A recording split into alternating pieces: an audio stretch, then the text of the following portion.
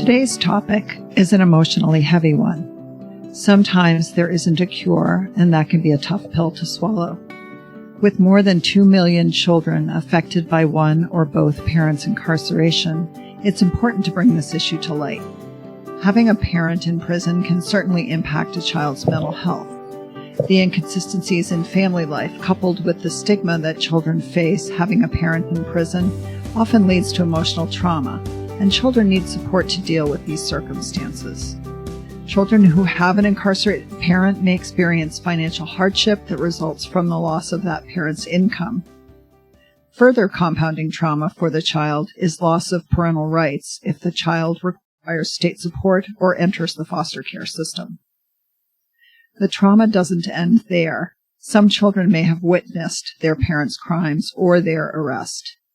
They also may have had experience witnessing violence in their communities or directly in their household, or exposure to drug and alcohol abuse. We're here to learn more about how to understand what children of incarcerated parents are experiencing and how they can be supported, with Dr. Marge Passione, Director of Clinical Innovation, who specializes in trauma-informed care at Bradley Hospital. This is Mindcast, Healthy Mind, Healthy Child, a podcast from the mental health experts at Bradley Hospital, leaders in mental health care for children. I'm Dr. Ann Walters with my colleague, Dr. Gregory Fritz. So, welcome, Marge. We're really fortunate to have you today as the guest on the podcast, and we're interested in digging into this topic. Of course, children experience trauma of all different kinds, but this one is especially intricate. As Ann mentioned, in many cases, parents in prison frequently had violence, drugs, inconsistent relationships, and chaos in their lives, and therefore in their children's lives, before the eventual arrest that led to their incarceration. Families of incarcerated individuals have been referred to as the hidden victims, in contrast to the direct victims of crime, because so little attention has been paid to their struggles. So to get us started, could you just talk to us about some of the trauma that these kids face? Sure thing. Ann and Greg, it's great to see you both, and thank you for inviting me to spend some time focusing on this special group of kids who are often forgotten. So the number of adults in our state and federal prisons and local jails is right now about 1.8 million. The majority of those behind bars are Black and Hispanic and are incarcerated for nonviolent offenses. I don't think we have to spend a lot of time talking about mass incarceration in our country. There is an awful lot written about that, and there's been a lot of discussion. But to what extent, if any, our country is served by the imprisonment of so many is unclear. What is uncontested, however, is that millions of our kids are suffering the consequences of their parents' incarceration. As Ann mentioned earlier, an estimated 2.7 million, or 1 in 28 children under the age of 18, have a biological mom or dad who is incarcerated. Many more minors have a parent who has recently been released from the correctional system. Think about that. 1 in 14 kids will have a parent incarcerated before they're 18 years of age. Marge, that's a pretty sobering number. Can you tell us more about what we know about these kids?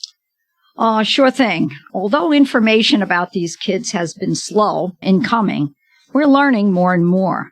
So parental incarceration, when you look at a definition, involves the removal of an adult from the child's household or daily routine. This disruption of the parent-child relationship is painful and it's traumatic, and may be accompanied by other corresponding traumatic experiences, such as witnessing the arrest of the parent, financial hardship, residential instability. These kids often move from place to place, and school disruption. So if we take this from about 50,000 feet, there are 2 main issues that come together for these kids. One is the parental problems such as mental illness, substance use, financial stress, or domestic violence that predate and may have contributed to the incarceration. And, coming together, the other theme, problems such as stigma, shame, grief, school disruption, parental repartnering, food insecurity, homelessness, and change in financial status introduced as a result of the parental absence. So it becomes a pretty complicated set of circumstances. So what types of behaviors are prevalent in these kids when one or both parents are incarcerated in prison somewhere? Okay, so let's talk about these kids and school, as kids spend a large chunk of their day at school. A universal issue, that is, once the parent is incarcerated, they're no longer involved with the school. So this absence often leads to lowered teacher expectations, stigmatization by educators and peers, and increased special education placements. And once on that path, school absence, low achievement scores, grade retention, in and out of school suspensions, and sometimes even school expulsion may follow. And so more generally, behavioral problems such as the kids are withdrawn, they may be depressed, maybe some anxiety, attention deficit, which is often trauma that is perceived as attention deficit, reduced impulse control, and increased violence toward themselves and sometimes others are common. And in talking with kids about their parents' incarceration, what kinds of issues do you hear them bring up? So kids will talk about the stigma that they feel. There is a widely cited research study that concluded that kids of incarcerated parents are highly likely to be incarcerated themselves as adults. As this was one of the few research studies that was available on these kids, it was very, very widely distributed. In fact, there is no evidence to support this claim. It was just a poorly designed research study. But kids feel judged by adults in authority as well as peers. And often kids will say things like, I'm sorry, and I'm sorry that all this happened, and I'm tired of people feeling sorry for me. That just doesn't feel good. Another issue that comes up is what we call parental role reversal. So think about that. The child is at home, the parent is incarcerated, and the child at home often winds up picking up some of the roles of the parent. For example, they're parenting siblings, or they're taking care of grandma, as the parent did prior to the incarceration. So there's a lot of that parental role reversal that takes place. Another issue is, that term, I think there's a phrase that says something like, kids born to the same parents are rarely raised in the same household. Mm-hmm. You get that kind of situation happening here where one kid has a really strong relationship with a parent, and then next thing you know, the parent is gone, and then the younger sibling is just angry. They don't have the connection with the parent that the older sibling might have. So there becomes some tension between the kids relative to each kid's relationship with the parent. It gets kind of thorny. So you've got tons of experience with trauma-informed care. And it seems like no place would that be more relevant than with this group of kids. Talk to us about that, if you would. Sure thing. So there is a concept called trauma-informed care. And essentially it's a shift in thinking that has resulted in understanding the outcome of folks who have histories of trauma. The Substance Abuse and Mental Health Services Administration, usually referred to as SAMHSA, has defined some of the components of a trauma-informed organization. It could be a primary care practice, it could be a school, it could be a community. And some of the components are that the organization realizes the universal impact of trauma, so that everyone in the organization has some background and education around trauma, that folks are familiar and recognize the signs and symptoms of trauma, and that they're able to integrate that knowledge into policies and procedures for the organization. And lastly, which probably should be right at the top of the list, is that the organization seeks actively to resist re-traumatization. So a goal becomes, oh my gosh, whatever you do, don't re-traumatize these kids.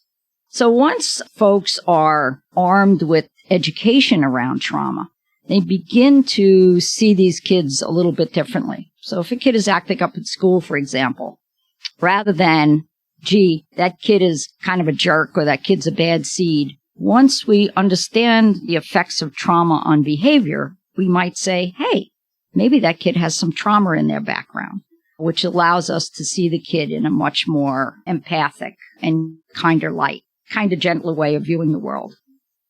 I know, Marge, that you've had so many venues in which you've looked at how trauma-informed care can result in improved outcomes in the way that we talk to and care for children. Can you think of how this might apply to the children that you're talking about, for instance, in school or in other environments in their life where those kinds of modifications in the way that people see them are going to be helpful?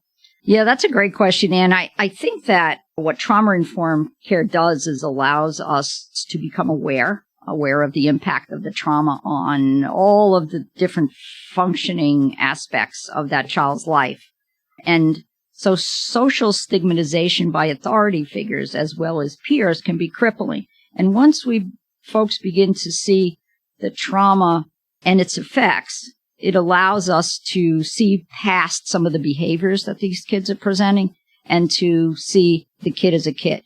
And once the attention is drawn to the circumstances and vulnerabilities of these kids, adults can factor this in to the way they interact with these kids. An empathic, no-fault environment is vital to helping these kids move to a better place. So a lot of parents, and I think professionals, are also concerned with how do you bring these issues up to the child? How do you talk to the child about issues pertaining to their parent being in jail? What advice do you have for all of us in that regard? Oh, yeah. This is a question, Greg, that comes up with so many adults who remain at home with these kids. So although it may be a difficult conversation, this is one of those deals where honesty is the best policy.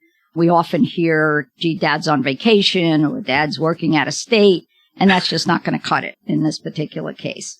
So provide direct, age-appropriate information to the kid. For the really young kids, Sesame Street has a great video series out called Little Children, Big Challenges, Incarceration. Great videos, and they can be so helpful to listen to the videos and then also experience them with the child. It's really, really helpful. Another issue that comes up with these kids is to visit or not to visit. So the parents are at home and they're faced with that question. Should the kids visit the prison or the jail? Or should they visit the parent? And you can immediately see how wrought that is with issues. And that's one of those situations where it's so individual. It depends on what the relationship that the child had with the parent. Does the child want to go to the prison? How comfortable would that experience be? And how child-friendly is the prison? And there's a lot of variability in terms of how welcoming they are to kids and families. So it's a big decision. That's a tough one.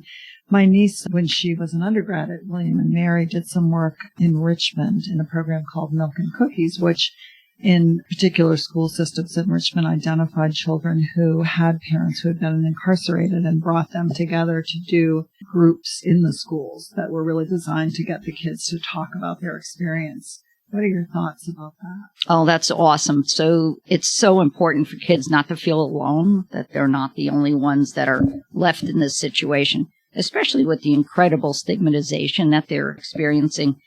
The opportunity for kids to talk about missing the parent, especially around significant events, graduations, weddings, is so, so incredibly important. And just to be able to share that with other kids that are in similar situations is incredibly helpful. And would really reduce that feeling of isolation, I'm guessing. Yeah, absolutely. Marge, thank you. This was fascinating and also heartbreaking. Really appreciate the time you took in talking with us today. And if you found this podcast helpful, please share it on your social channels and check out our entire podcast library at bradleyhospital.org/podcast for topics of interest to you. This is Mindcast, Healthy Mind, Healthy Child, a podcast from the experts at Bradley Hospital.